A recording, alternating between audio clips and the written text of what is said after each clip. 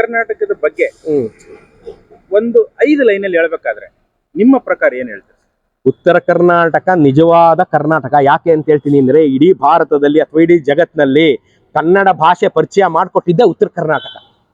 ಉತ್ತರ ಕರ್ನಾಟಕಕ್ಕೆ ಇರೋ ಪೊಟೆನ್ಷಿಯಲ್ ಆ ಜನಕ್ಕೆ ಗೊತ್ತಿಲ್ಲ, ಅವ್ರಿಗೆ ಗೊತ್ತಿಲ್ಲ. ಅವ್ರ ಪೊಟೆನ್ಷಿಯಲ್, ಅವ್ರ ಶಕ್ತಿ, ಅವ್ರ ಸಾಮರ್ಥ್ಯ ಏನಿದೆ ಅಂತ ಅವ್ರಿಗೆ ಗೊತ್ತಿಲ್ಲ. ಯಾಕೆಂದ್ರೆ ಬಾದಾಮಿಯ ಚಾಲುಕ್ಯರು, ಮಳಖೇಡದ ರಾಷ್ಟ್ರಕೂಟರು ಇಡೀ ಪ್ರಪಂಚದಾದ್ಯಂತ ತಮ್ಮ ಛಾಪನ್ನ ಒತ್ತಿದ್ರು. ಅಲ್ಲೆಲ್ಲ ಕನ್ನಡ ಶಾಸನಗಳನ್ನ ಹಾಕಿದ್ರು. 3ನೇ ಗೋವಿಂದ ರಾಷ್ಟ್ರಕೂಟರ ದೊರೆ 3ನೇ ಗೋವಿಂದನ ಆನೆಗಳು ಗಂಗೆಯಲ್ಲಿ ಸ್ನಾನ ಮಾಡಿದ್ವು, ಗಂಗೆಯ ನೀರನ್ನು ಕುಡಿದ್ವು ಅಂತ ಇತಿಹಾಸ ಬರೀತದೆ. ಅಲ್ಲಿವರೆಗೂ ಹೋಗಿದ್ದ, ಭಾರತಾದ್ಯಂತ ಹರಡಿತ್ತು. ರಾಷ್ಟ್ರಕೂಟರ ಕಾಲದಲ್ಲಿ ಕನ್ನಡಿಗರು ಅಂದ್ರೆ ಏನು ಅಂತ ಇಡೀ ಭಾರತಕ್ಕೆ ಗೊತ್ತಿತ್ತು. ಉತ್ತರ ಕರ್ನಾಟಕದಲ್ಲಿರೋ ಪೊಟೆನ್ಷಿಯಲ್ ಎಲ್ಲೂ ಇಲ್ಲ.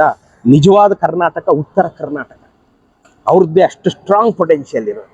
ಆದರೆ ನಮ್ಮ ದುರ್ವಿಧಿ, ನಮ್ಗೆ ಇನ್ನೂ ಗೊತ್ತಿಲ್ಲ. ಅದು ಗೊತ್ತಾಗಬೇಕು, ಉತ್ತರ ಕರ್ನಾಟಕದವ್ರು ಎಷ್ಟು ಸ್ಟ್ರಾಂಗ್ ಇದ್ದಾರೆ ಅಂತ ಇವತ್ತು ಈಚೆ ಬರ್ಬೇಕು. ನಾನು ಪ್ರತಿ ಸರಿ ಹೇಳ್ತೀನಿ, ಉತ್ತರ ಕರ್ನಾಟಕದ ನಿಜವಾದ ಚರಿತ್ರೆ ಈಚೆಗೆ ಬರಬೇಕು. ಅದು 15ನೇ ಶತಮಾನಕ್ಕೆ ನಿಂತೋಬಾರ್ದು, ಅದು 14, 13ಕ್ಕೆ ನಿಂತೋಬಾರ್ದು. ಅದು ಕ್ರಿಸ್ತ ಪೂರ್ವದವರೆಗೂ ಹೋಗಬೇಕು. ಯಾಕೆಂದ್ರೆ ಸಾಮ್ರಾಟ್ ಅಶೋಕ ಉತ್ತರ ಕರ್ನಾಟಕಕ್ಕೆ ಬಂದು ತನ್ನ ಕೊನೆಯ ದಿನಗಳನ್ನು ಕಳೀತಾನೆ ಸನ್ನತಿಯಲ್ಲಿ. ಅನ್ಬೇಕಾದ್ರೆ ಉತ್ತರ ಕರ್ನಾಟಕ ಎಷ್ಟು ಸ್ಟ್ರಾಂಗ್ ಇರಬೇಕು. ಚಂದ್ರಗುಪ್ತನ ಮೌರ್ಯನಿಗೆ ತನ್ನ ಶಸ್ತ್ರಾಸ್ತ್ರಗಳಿಗೆ ಸಂಡೂರಿನ ಬೆಟ್ಟಗಳಿಂದ ನಾವು ಅದಿರನ್ನು ಕೊಟ್ಟಿದ್ದೀವಿ. ಉತ್ತರ ಕರ್ನಾಟಕ ಎಷ್ಟು ಸ್ಟ್ರಾಂಗ್ ಆಗಿದೆ, ತುಂಬಾ ದೊಡ್ಡದು ಉತ್ತರ ಕರ್ನಾಟಕ. ಅದು ಹೇಳಕ್ ಹೋದ್ರೆ ಅದು ಒಂದು ಎಪಿಸೋಡ್ ಅಷ್ಟೇ ಹೇಳ್ಬೋದು.